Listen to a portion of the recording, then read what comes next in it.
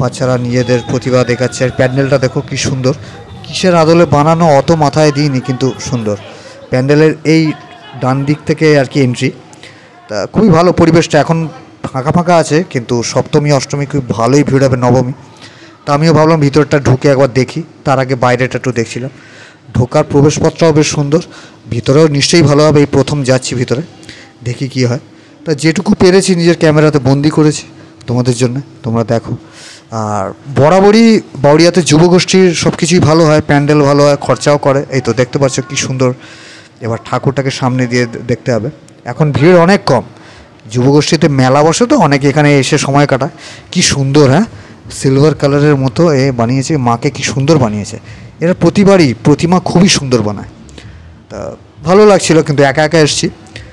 অনেকে ফটো তুলছে, অনেক কিছু দেখলাম, দেখে আর বেশি লম্বা ভিডিও বানাইনি। এবার বেরিয়ে যাচ্ছি, বেরিয়ে বাইরে আশপাশটা দেখতে হবে কোথায় কি আছে। কারণ এখানে পাশে না বাচ্চাদের খেলার জন্য পার্ক মতো করে, ওই অনেক কিছু করে, নাগরদোলনা ফোলনা। এখানে বাচ্চারা রেডি হচ্ছে, একদল মঞ্চে উঠে নাচবে বলে। আগের যে শট দেখলে তারা একটা দল নেচেছে, এরা নাচবে। এবার একটু ফটো সেশন হচ্ছে, এই যে আরেকটা দল নাচছে। কিন্তু এখানে অন্যান্য গানেও সব নাচ হচ্ছে, যেগুলো আমার ঠিক একটা পছন্দ হলো না।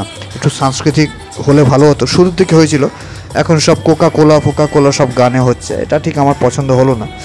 তো যাই হোক, আরও অনেক কিছু বাচ্চাদের এখানে নাচ গান হয়েছে, সবটা রেকর্ড করে তুলে ধরাটা সম্ভব না, কারণ হ্যাঁ ইন্টারনেটেরও ব্যাপার, ডেটা অনেক খরচা হবে, বুঝতেই পারছো। তা আজকে কালকে ডিউটি আছে সপ্তমী, আজকে